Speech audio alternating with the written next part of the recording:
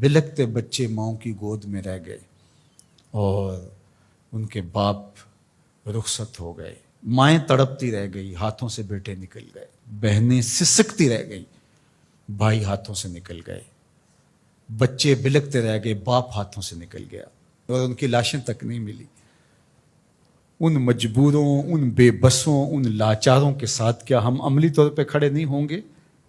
یا صرف ہم ایک پوسٹ کر کے سمجھیں گے کہ اپنا حق ادا کر دیا، یا صرف اظہار تعصف کر کے، یا صرف ان کے لیے دعا کر کے ہم سمجھ لیں گے کہ کافی ہو گیا؟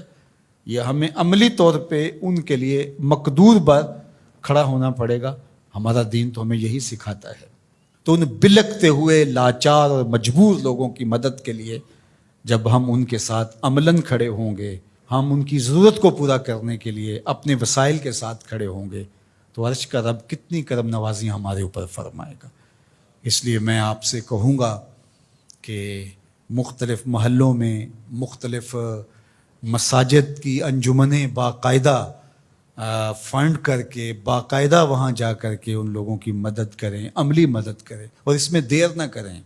وقت بڑی تیزی کے ساتھ گزر رہا ہے، ان کا ایک ایک لمحہ بڑا قیمتی ہے۔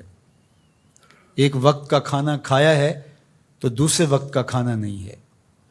کھلے آسمان تلے پڑے، وہاں خیموں کی ضرورت ہے، وہاں ادویات کی ضرورت ہے، وہاں پکے ہوئے کھانے کی ضرورت ہے۔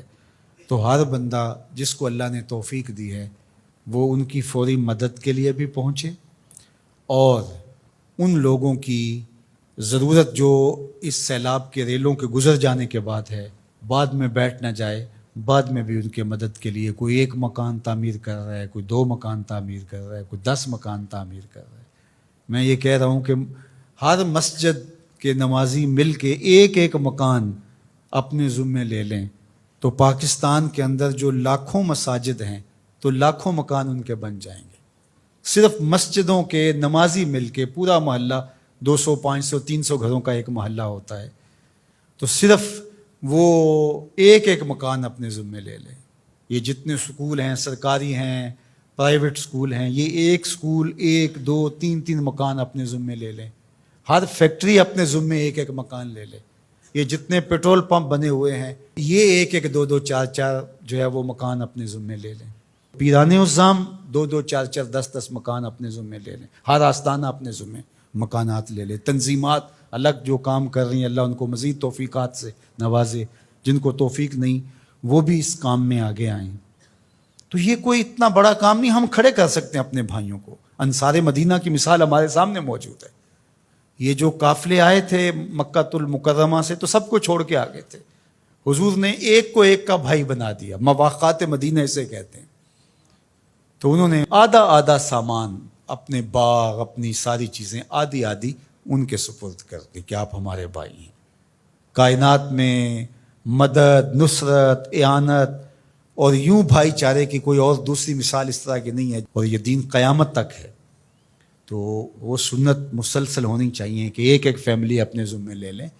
اللہ نے آپ کو عافیت میں رکھا ہے، اللہ کے حضور اس نعمت کا شکرانہ ادا کرنا ہوگا، عملاً بھی، قولاً بھی، رویتاً بھی، اور اپنے وسائل اور اپنے مال کے ذریعے بھی۔ سیاسی لوگ بھی 2-4 ہفتے کے لیے اپنی ساری باہمی مخاصمتیں یہ معطل کر دیں اور ان اپنے بھائیوں کے ساتھ کھڑے ہو جائیں جا کے، اور حکومت وقت بھی ترجیحاً ان کو دیکھے۔ یہ باہر کے دورے، آگے پیچھے یہ جو کچھ ہو رہا ہے، یہ وقت نہیں ہے کچھ کہنے کا، ورنہ وہ کیا کسی نے کہا تھا کہ تمہارے بچے ہمارے ٹیکسوں سے پل رہے ہیں، ہمارے بچوں کو زرد سیلاب کھا گیا، ہمارے بچے پانی میں بہہ گئے، ہمارے مکان منہدم ہو گئے، اور تمہاری زندگیاں بہت اچھی گزر رہی ہیں، تھوڑی دیر نیچے آؤ، اترو اور ان کی اشک شوئی کرو۔ جو بیرونی ممالک سے امداد آئے گی، جو یہاں سے، اس کو منصفانہ طریقے کے ساتھ ان تک پہنچاؤ۔ ایسا نہ ہو کہ گندم کی بوریاں سڑ جائیں اور لوگ بھوک سے مر جائیں۔ انہوں نے قیامت کے دن گریبان پکڑنا ہے۔ وہ بچے جن کی لاشیں پھول گئی ہیں ان پانیوں کے اندر، وہ نیم برہنہ بچے، کیا وہ قیامت کے دن گریبان نہیں پکڑیں گے؟ کیا جواب دے سکیں گے ہم اللہ اس کے رسول کے سامنے؟ ادارۃ المصطفیٰ اپنی بساط کے مطابق اپنے ان بھائیوں کے ساتھ کھڑا ہے. آپ ہمارے ساتھ کھڑے ہو جائیں، مل کے ہم کام کرتے ہیں. جس تنظیم کے ساتھ بھی آپ کا اطمینان قلب ہے، اعتماد ہے، اس کے ساتھ کھڑے ہو جائیں. یہ بڑی تیزی کے ساتھ کام کرنے کا وقت ہے، زیادہ سوچنے کا وقت نہیں ہے. فوراً کسی کے ساتھ جڑ جائیں، خود چلے جائیں، دوڑ پڑیں وہاں.